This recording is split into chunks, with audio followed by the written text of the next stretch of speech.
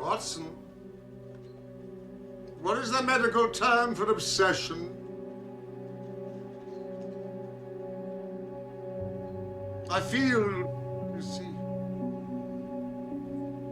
that I must lay to rest a ghost which has haunted me for some time.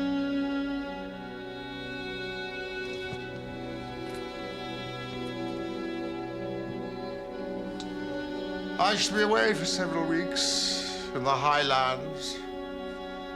Meanwhile, your patients might be encouraged by seeing you more often in your consulting room. What about Baker Street?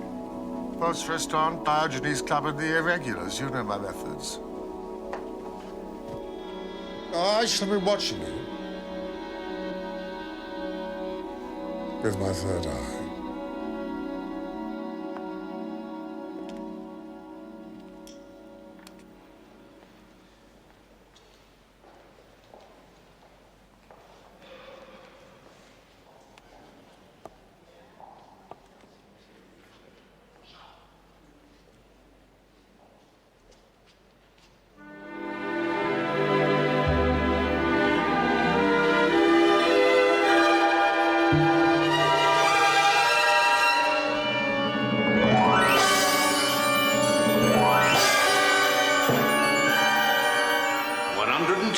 Sir. Bigger than the Hope Diamond. Bigger even than the Koh-i-Noor. No wonder the froggies are anxious to get it back. Closing in 10 minutes, sir. Get out!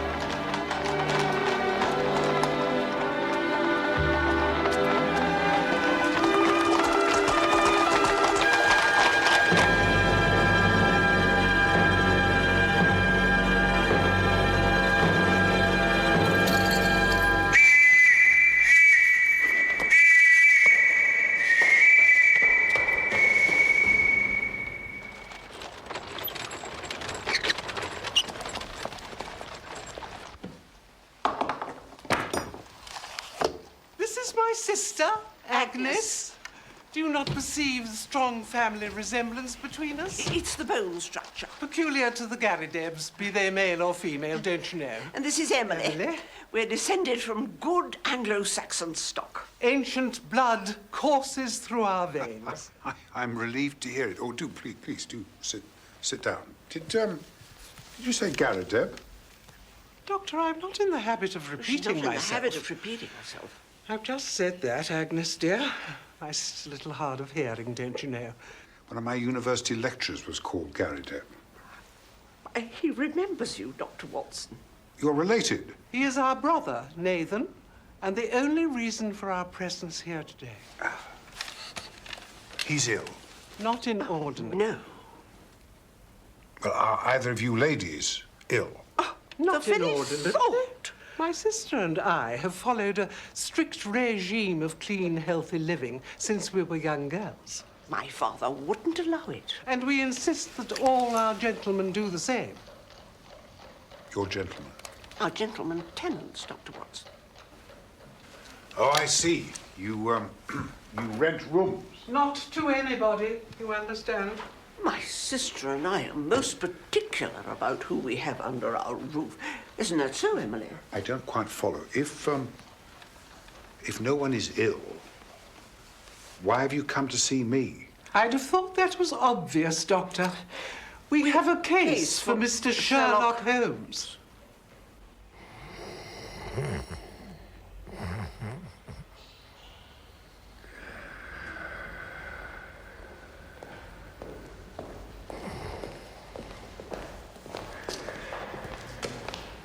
Mycroft, wake up.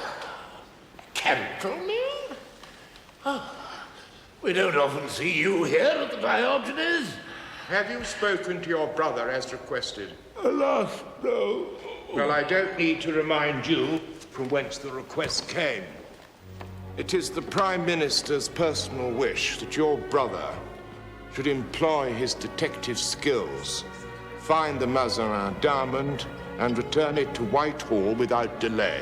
I'm rather afraid Sherlock's unavailable at the present time. Unavailable? Inconvenient, I know, but he's engaged in another case up in the Highlands. Doesn't expect to be back for about a week. Not good enough, Mycroft. You really must try and keep your brother on a shorter leash. Do you know the history of the Mazarin diamond? Yes, of course I do. It was named after Cardinal Jules Mazarin, a chief minister during the reign of Louis XIV. It belongs now to Her Majesty the Queen. Yes, but it is soon to be returned to France, where it belongs, as a goodwill gesture on the part of the British people. And I think you'll agree that such a gesture can only help to cement the relationship between our two countries.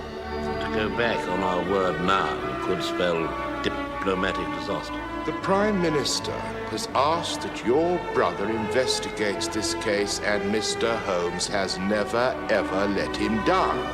My dear Horatio, if Sherlock were here, I'm sure he'd be more than delighted to assist.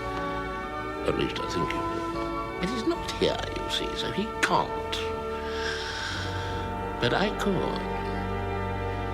Illuminate him.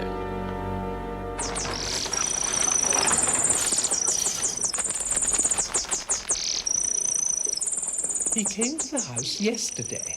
Who did? The American. An American came to your house to visit your brother and offered him a large sum of money.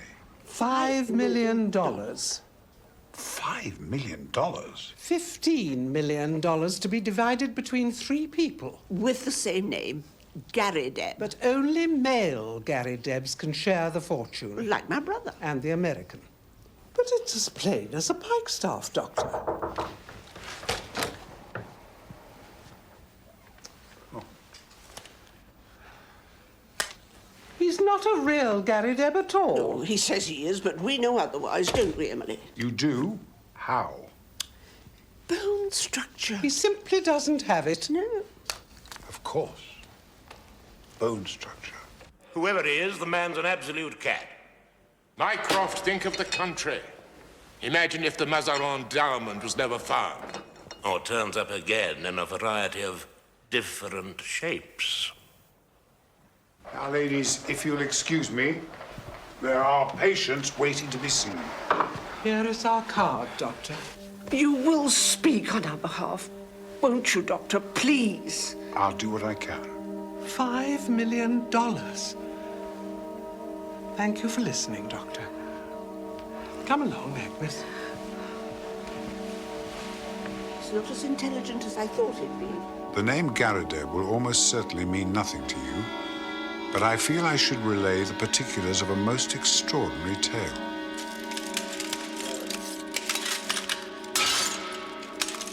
How long had the diamond been exhibited before its theft?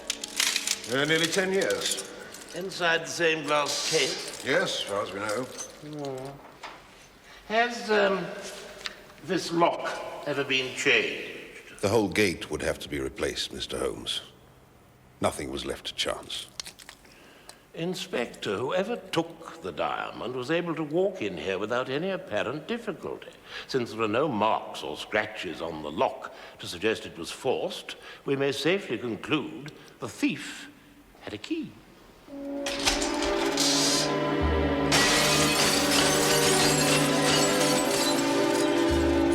Once inside, it would have been the work of a moment to smash the case and remove the stone.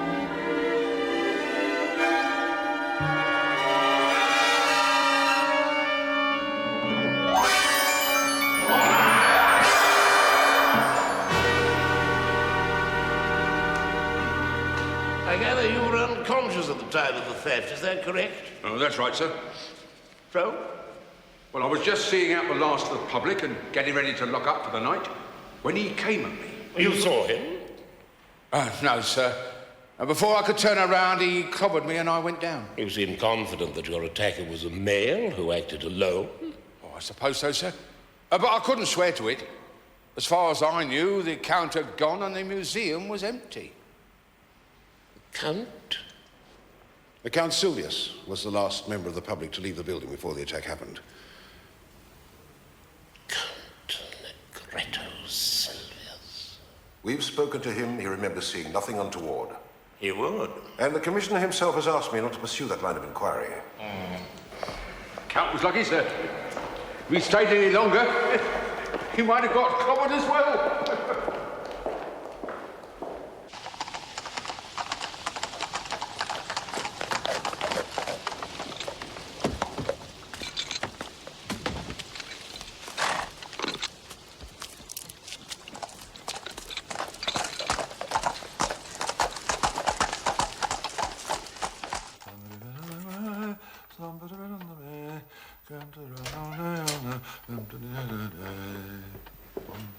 Here he is, Nathan. Oh, dear. Oh, he hasn't, has he? Yes, he has. Young Watkins. Nice to see you after all these years. Pay no regard, Doctor. Well, sit you down, young Watkins. A species of the family, Vespertilionidae. I found them in a subterranean cavern in my travels in Safari and Southeast Africa in my younger days. They don't get out much now, of course. Hands and legs aren't what they were. Nathan, Dr. Watson is acting for Mr. Sherlock Holmes. He's come to talk about the other Mr. Garrideb, not your hands and legs. Ah, here it is. Tell him what the American told us. Our visitor started by explaining that anyone from Kansas in the United States of America would recognize the name Alexander Hamilton Garrideb. He had no kith nor kin, but he took a kind of pride in the queerness of the name, and that's what brought us together. One day I had a visit from the old man. He was tickled to death to find someone else with the same name and dead set on finding out if there were any other Garridebs in the world. So he asked me to find him another. I said I was a busy man and couldn't spend my life hiking around the world in search of other Garridebs. But when he died, about a year later, he left behind the queerest will ever filed in the state of Kansas. His property was divided into 3 parts, of which I was to have 1, on condition that I found 2 Garridebs who would share the remainder. $5 million each, if it's a cent. But we can't lay a finger on it until we all 3 stand in a row. Don't believe a word of it. Sir, there isn't one in the whole of the United States. I went through with a fine-tooth comb and never a Garrideb could I catch. Then I decided to try the old country. And sure enough, there was your name in the London telephone directory. 3 adult men, sir. That's what it specified in Alexander Hamilton Garrideb's will. 2 down, 1 to go. $5 million. Hallelujah. Unparalleled good fortune. Female relatives are disqualified. Surely there must be some other Garridebs in the world. What do you think? Well, do you believe this man's story, Mr. Garrideb? Oh, without a doubt. He had an honest face. Oh, the man's a rogue. Your sisters think otherwise. Emily and Agnes are inclined to read too much romantic fiction. Inclined to find shadows where there should only be light. Nonsense. Well, thank you for explaining, Mr. Garrideb. It's been a great pleasure to see you again, sir. May I have a word? Nathan. Oh, you silly old...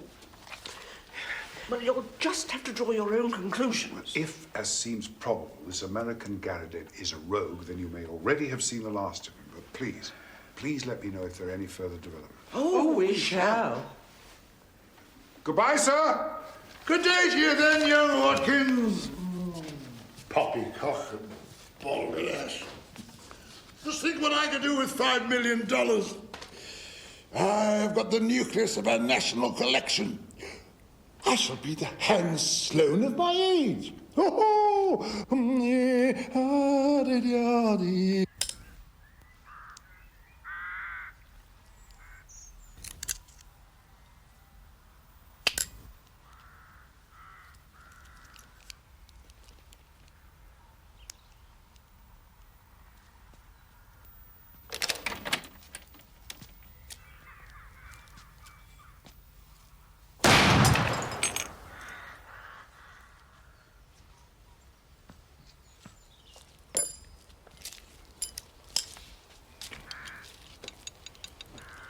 Mycroft Holmes. Well, well. First the police, and now you. You come to find where I am hiding the Mazarin store? I didn't expect a confession, Count. Then you won't be disappointed. Please, if you wish. Be careful. It's a hair trigger.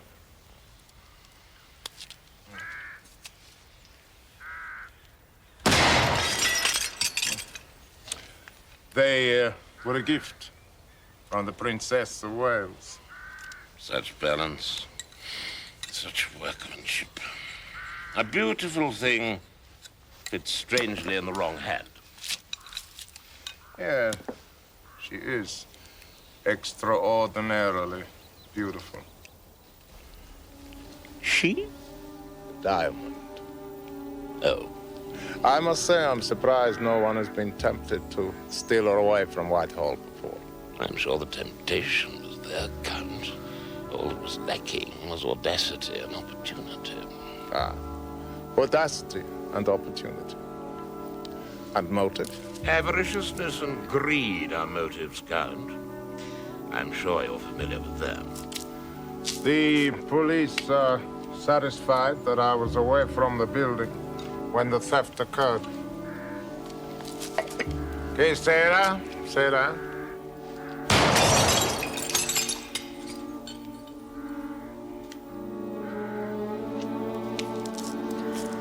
I'm following my own line of inquiry, as my brother did with Miss Minnie Warrender when she accused you of stealing her jewels. My conscience is clear. Our past is an unresolved duel, Mycroft. You may hold some personal grievance against me, but that gives you no right to sully my good name and reputation. This is between us, Count.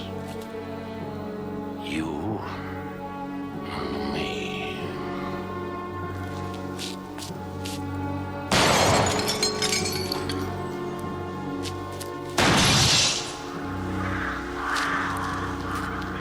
Oh, do forgive me.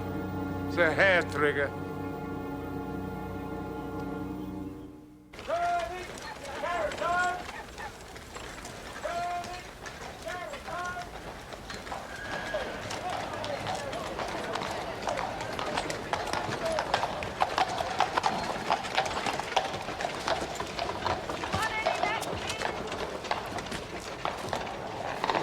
Should have waked up.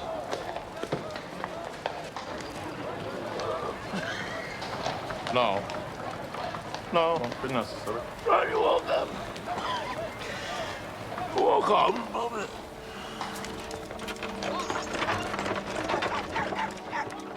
My dear Holmes, I agree that $5 million is an impossibly generous offer. But for the sake of my old tutor, I hope it doesn't prove to be false. I'm sorry to disturb you, Doctor. There's a Mr. Garrideb to see you. Thank you, Mrs. Hudson. Show him in.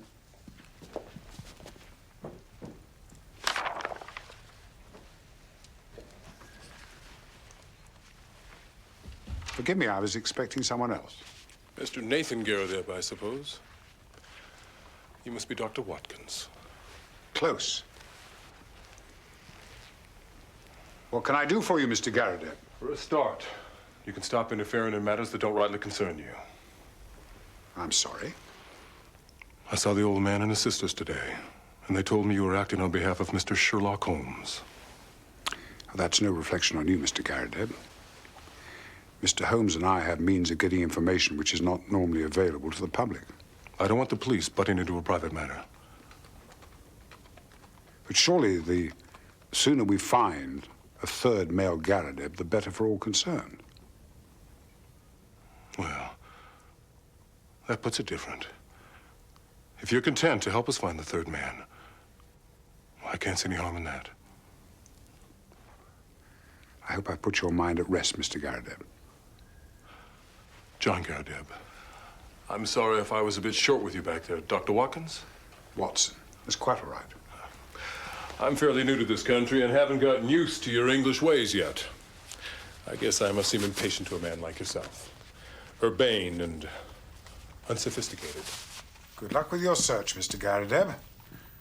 I'll be in touch if I discover anything useful. Much obliged, Doctor. Much obliged.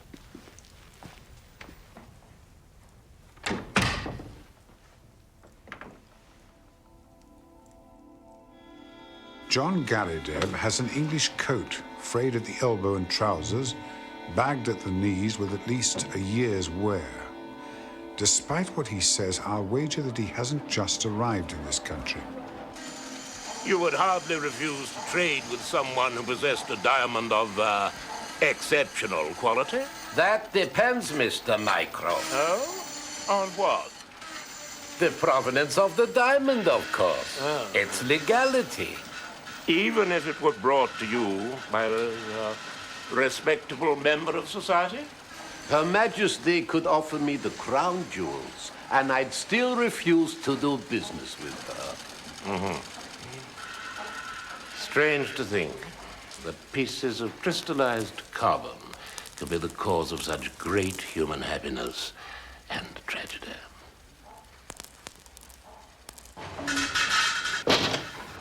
Some things are better said in private, Mr. Mycroft. You do understand.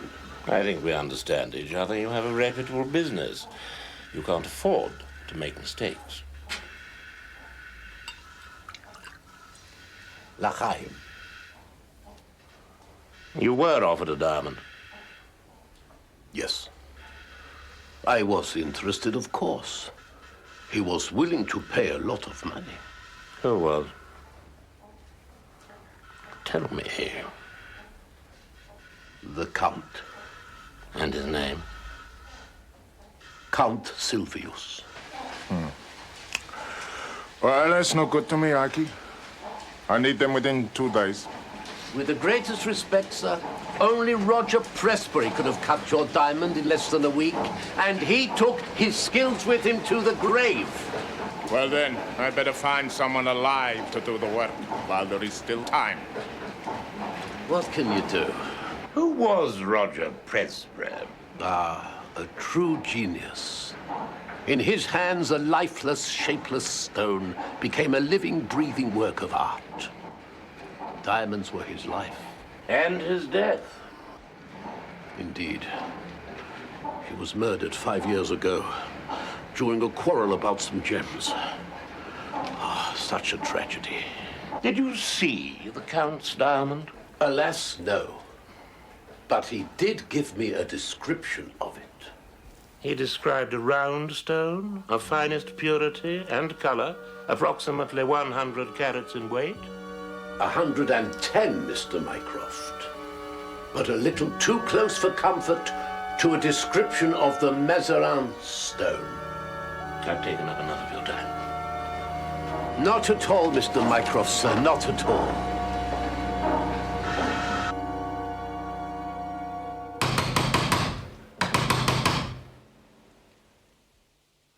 Ladies!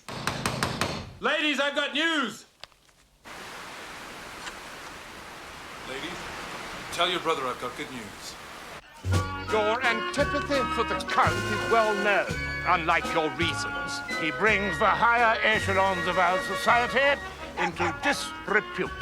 In your opinion. I suppose you realize that the Count is among the guests at a levee at St. James's Palace tomorrow morning.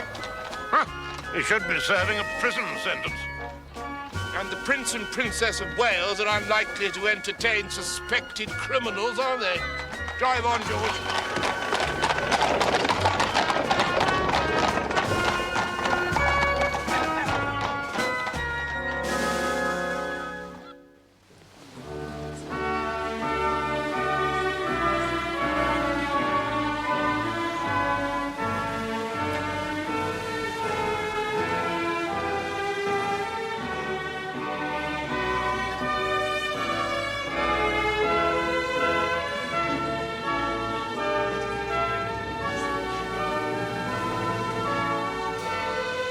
Enchanting.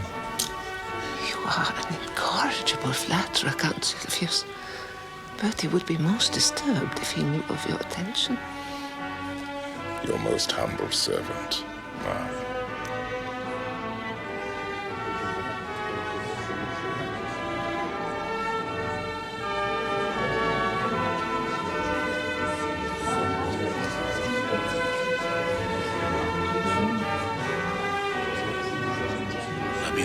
Thing fits strangely in the wrong hand.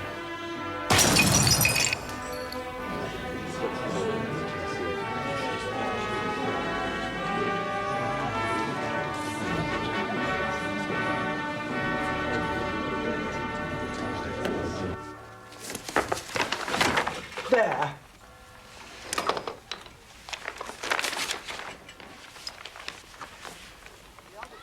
Howard Garrideb, constructor of agricultural machinery. Binders, reapers, steam and hand plows, drills, harrows, farmers' carts, buckboards, all other appliances. Estimates for artesian wells, apply Grosvenor Buildings, Aston. John, Nathan, and now Howard. The third Garrideb. Read the advertisement again, Doctor. Look at the spelling. Howard Garrideb, constructor of agricultural machinery, binders, reapers, steam and hand plows. And how do you spell plows? P-L-O-W-S. Oh, that's American spelling. Well, it could be a printer's error. Oh. Buckboards. Artesian wells in Birmingham.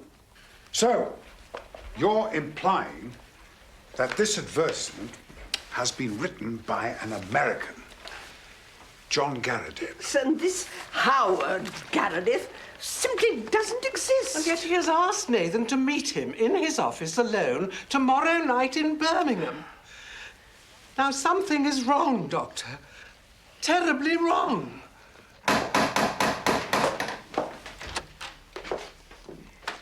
Count Negretto Sylvius. Game shot, sportsman, man about town, confidence trickster. Please, sir, Here it is. And now, diamond thief. I'll have him. I'll have him. can't go in there. It's quite all right, Mrs. Hudson. Dr. Watson. The Count is expected. Well, you might have warned me.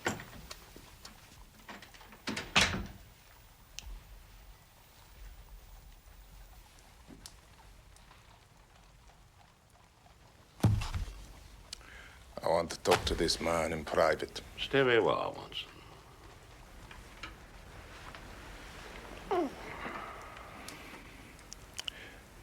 You have gone out of your way to annoy me.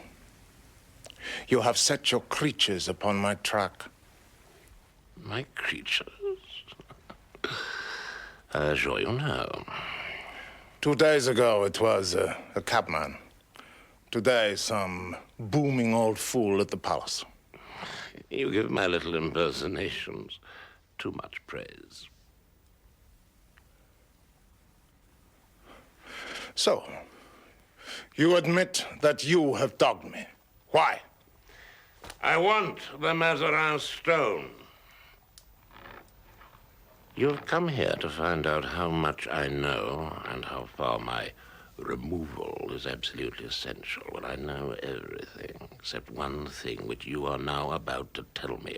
Where is the Mazarin stone? Well, how the devil should I be able to tell you where she is? Do you know what's kept in this notebook, Count? You are all here. Every action of your vile and dangerous life. You know you will make nothing of that. Here is the robbery on the Train de Luxe to the Riviera. And here, in the same year, Count, is the forged check to the Crédit Lyonnais. No, you are wrong there. Then I'm right on the others. Now, Count, you are a card player. When the other fellow has all the trumps, it saves time to put down one's hand. What has all this to do with the Mazarin stone? I have the cabby who took you to Whitehall and brought you away again. I have the attendant who saw you lurking near the jewel case. I have the jeweler who refused to cut the stone up. That's the hand I play from. But one card is missing. Queen of Diamonds. You're wasting time if you believe I have her. Continue to dog me if it amuses you. Don't amuse me. And remember, hair trigger.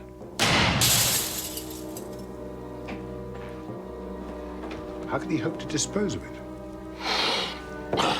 The jeweler said it would take weeks to cut up the stone. Only a man called Presbury could do it in less time. And he's dead. But the man who killed him may still be alive. What does he mean by hair trigger? He means I won't die in my bed.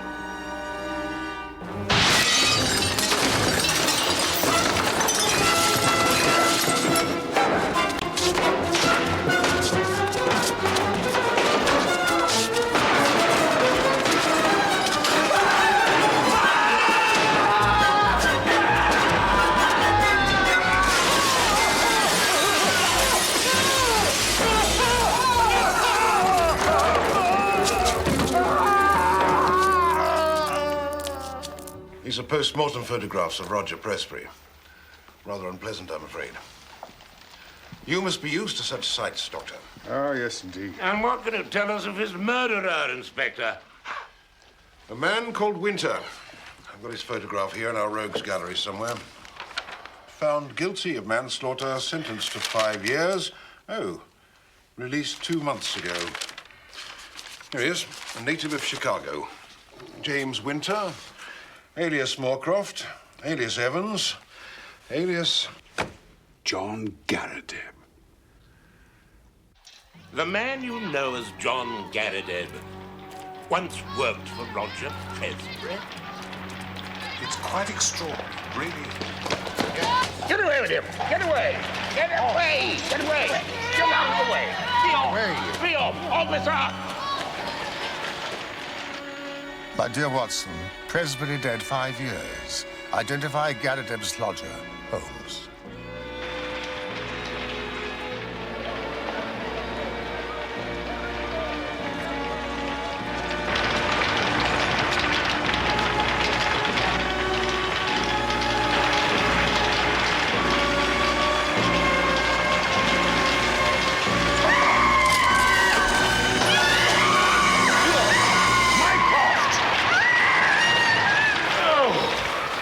God, I thought it was you.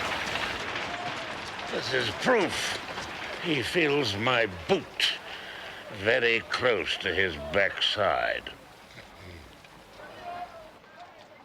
It must be very wearisome for you trying to keep this place tidy, Mrs. Hudson. My sister and I are quite used to clutter. It seems that this John Garrideb is an imposter. His name is Winter. Well, I told you, Emily. I didn't like his eyes. It was the bone structure, dear. You simply didn't have it. A telegram arrived a moment ago. Thank you, Mrs. Hudson. Now, ladies, please. Please come to workshop. Urgent information. Ike. It is very important that you tell me about your American lodger and why he left your household. Well, he didn't leave. He simply disappeared. Do you remember when? When? Oh, dear. 4 or 5 years ago. Isn't that right, Emily? Give or take a few months, yes, dear. Then your brother took over his room. How clever of you to know that, Doctor. Miss Garrideb. Miss Garrideb. Oh. And Miss Garrideb. Watson, would you be good enough to escort these ladies home? I have urgent business to attend to. I'll follow you later. I'll try to persuade Nathan not to travel to Birmingham. We should be so grateful. It could cause irreparable damage to his health. Forgive me, ladies. Two of the finest detectives it's ever been my privilege to meet. Such a card. I really am very sorry. What's done is done, Mr. Mycroft. Van Seder is in London. He plans to return to Amsterdam before tomorrow night. Who is Van Seder? He has a boat down on the Thames, I don't know where. He will take the Mazarin stone to Amsterdam. You're sure the stone hasn't been cut? Ah, well, you see, it can be cleaved, split down the grain with a single blow. Would Presby's assistant have the necessary skill to cleave a large diamond? He may convince others that he has, but not me. The man is a criminal, Mr. Garrideb. But he doesn't exist. No. He doesn't exist. Trying to tell you that, haven't we? Nonsense! You're jealous because I'm about to inherit $5 million. I have no right to insist, but it's my professional advice, Mr. Garrideb, that you should not travel to Birmingham. Out of my way, young Watkins, unless you wish to be trampled underfoot. When I return tomorrow, I shall be a wealthy man. Euston!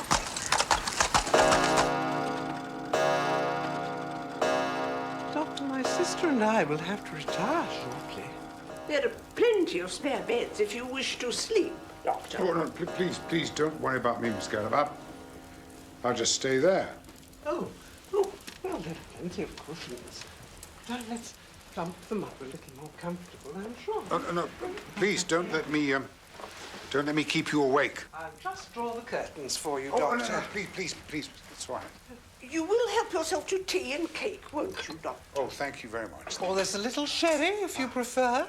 Don't hesitate. In fact, I might just... Come along, Emily, dear. Bid you good night, then, Doctor. Good night.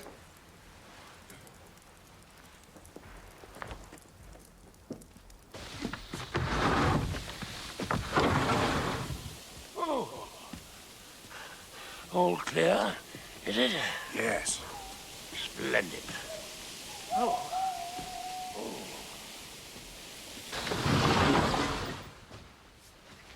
What an extraordinary room. I'm afraid Mr. Garrideb is on his way to Birmingham. Oh, that's excellent.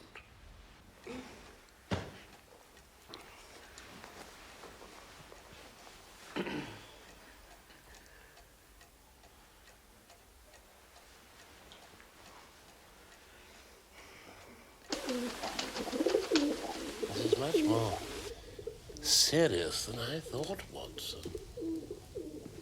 You may need this.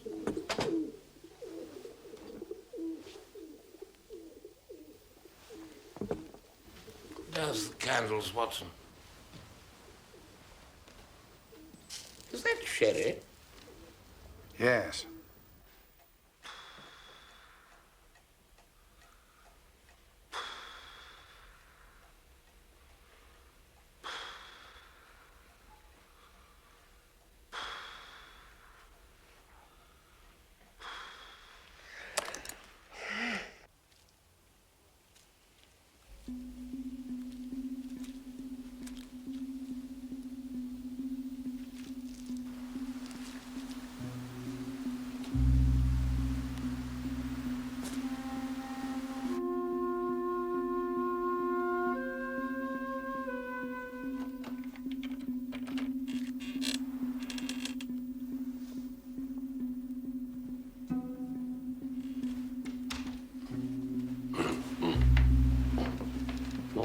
inside the sheriff.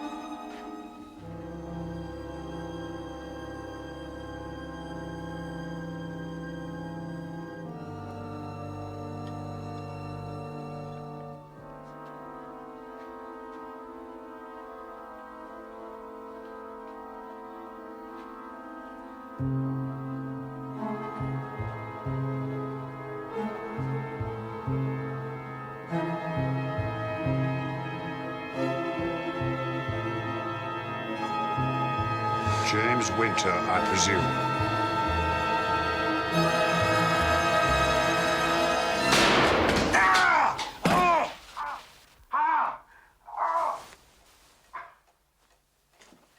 Watson! Are you all right? I saw the gun in his hand. I didn't... You got the wrong man. I think not, Mr. Winter. It was Presbury's idea. Presbury's dead. When he was alive, sir. You've got to believe me. He went to the museum every week for 3 years. All the while figuring out a way to steal the Mazarin stone and hack it up. Making the duplicate key was easy. Before he had a chance to use it, he died. He was murdered for that key. Not by me, sir. I'm sorry, Doctor. I told the jury so at the trial. It was some argument over jewelry. But they didn't believe me. Did you steal the Mazarin stone? No, sir. I did not. I didn't mean to hit you with it. I'm sorry. Then who did? Presbury's murderer. The only other man who knew of his plan to steal it. And the only man cool enough to take a diamond out of Whitehall. And the man for whom you spent 5 years of your life behind bars. It suited us both to work together.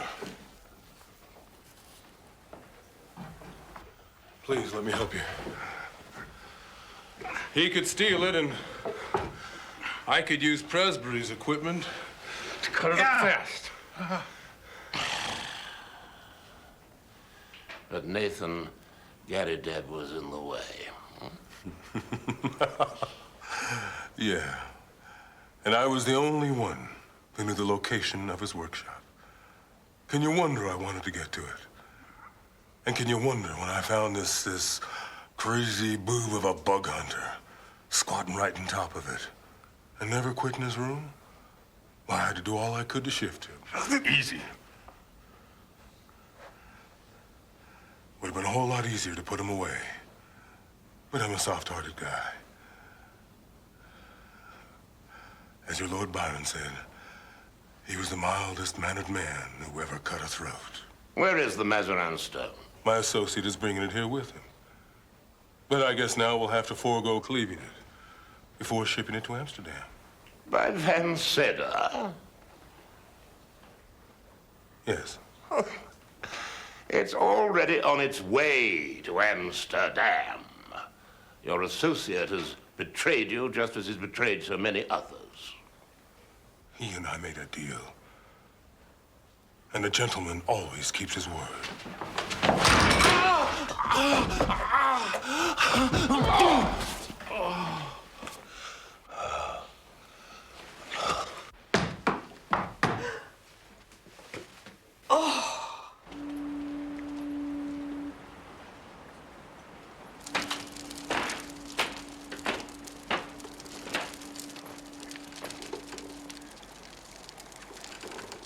Pomocha, Vansera.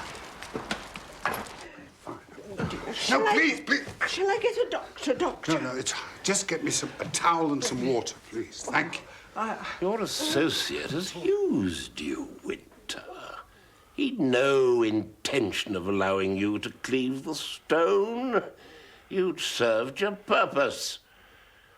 Now, where is Vansera's boat?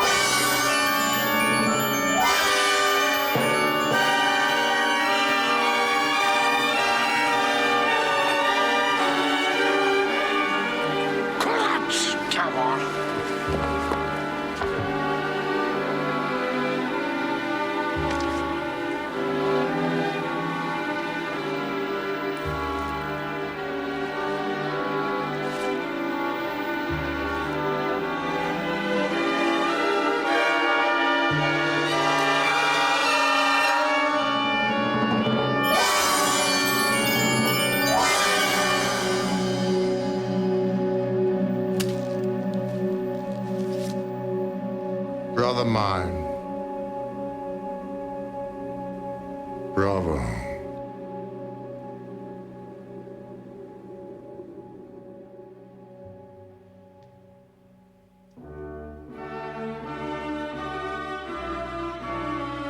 Je suis enchantée. Merci bien.